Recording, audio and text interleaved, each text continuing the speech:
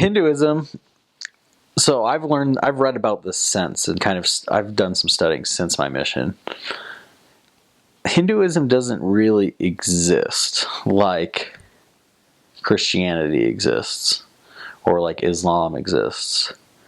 I guess where Hinduism comes from is when white people, like Europeans or Americans, probably Europeans or British originally, came to India originally. They saw brown people and they needed something to call the people, and so they named them after the Indus River, and so they're Hindus, which is the Indus River.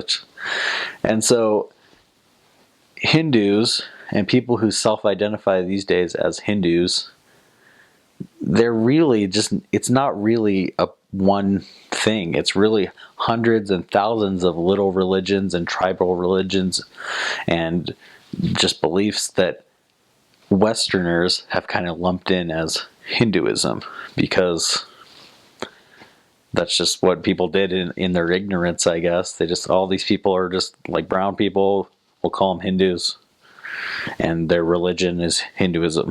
And I mean, and that's not to say that there's not lots of similarities between these tribes and things, but 900,000 gods.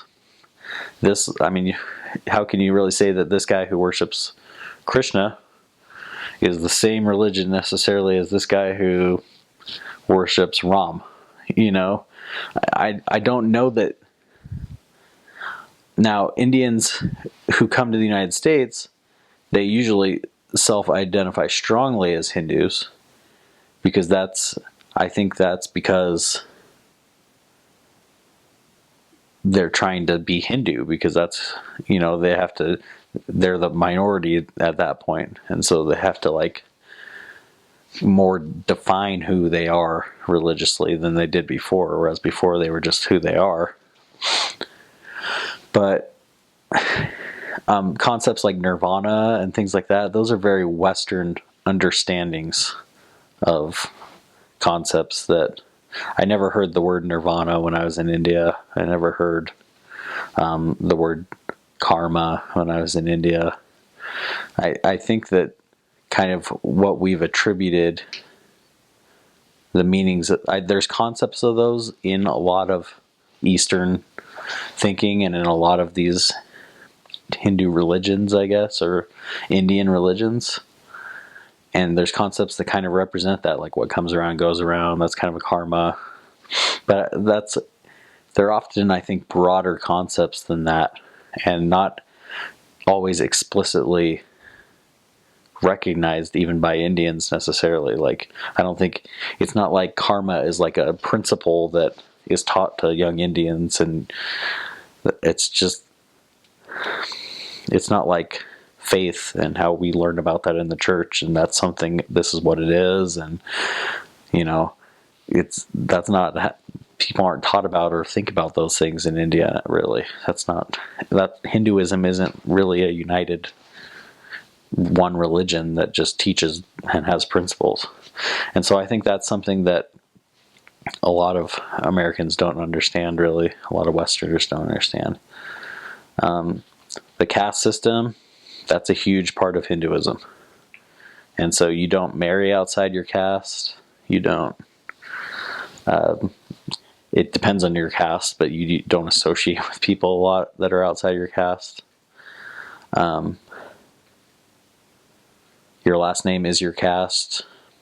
So Brahmins are like kind of prideful about that. They're the highest caste, and they're usually more fair-skinned, and they won't go into homes of people who are lower caste than them. And there's problems with that, and I think that's developed that way for a reason. It has over thousands of years, but so these days with the internet, with people working in tech centers, they can't really not work with people from other castes, because it's usually Americans that are there and hiring people, so they don't really have that option anymore, because the world's become a smaller place. But I think the best example are members of the church. You join the church, it's usually younger people probably joining the church, and at the church, there's just people that were originally from all these different castes. And I think young people, they start going to young single adult conferences and things like that, and that stuff kind of stopped mattering to them because they don't really self-identify as with their parents' culture anymore necessarily as much. But India is also arranged marriage culture, and so if their parents are still Hindu, a lot of the time, and there's dowries too. There's dowries too. So Elder Oaks came over and he said dowries are just purely cultural. We're not going to teach against those in the church right now. People can do dowries even within the church. So that's fine. But arranged marriage is strictly opposite of God's plan. And so that was something that was a problem we ran into as far as Hindu culture goes, because that's very ingrained in Hindu culture is arranged marriage. And so you have two young members of the church that are from different castes before they were members of the church, and their parents are still Hindu, and time comes for them to marry off their daughter or marry off their son, and they went to a YSA conference and found each other and decided they wanted to get married. And so in India, they have arranged marriages, which is the typical, and then you have love marriages, which is kind of a new, these darn kids kind of thing, you know.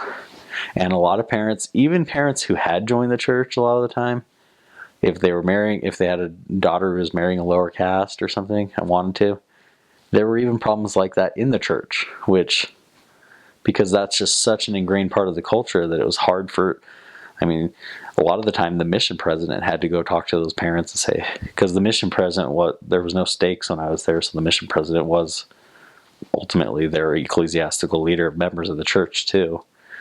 And so the mission president would have to go and be like, listen guys, like this isn't what we do. It's just not a part. These people want to get married and they want to go get sealed in the temple, which is Hong Kong. Like, have to fly 2,500 miles to Hong Kong right now in India. That's what they want to do. Like, that's what's right. And that's what you should let them do. And parents, a lot of the time parents weren't members of the church. And so it ended up being, missionaries, a unique lesson we teach a lot of the time was the Joseph Smith and Emma Smith eloped lesson. And that's what we encourage young members of the church to do that a lot, because that's what they had to do to get married to someone that they chose to get married to, and then to go get sealed. And so we just teach them about Joseph and Emma and read in the Doctrine and Covenants and the Pearl of Great Price, I guess, about that. And a lot of the times, parents that weren't members of the church would then come back and get really mad at the church because of that kind of stuff. And so branch presidents started writing, or kids started writing letters to their branch presidents saying, I know you told me to honor my mother and father and that I should just do what they say, but I have to do this, so I'm going to go do it. And really, branch president would be counseling them, but if the parents would come and yell at him, you could show this letter from their kids saying, that kind of left the church out of it, because the church, we can't have the church getting in trouble all the time for just because the church is so young. We don't really want to be on the government radar but that's young members of the church in India are pioneers, and that's a struggle that they have, is they have to get through all of these years of culture, which is a lot of parts of the culture are a really good thing. And but that's one challenge that we faced over there, is that's one of the places where the church and the gospel kind of maybe butted heads a little bit with that Hindu culture, was with the marriage part of it.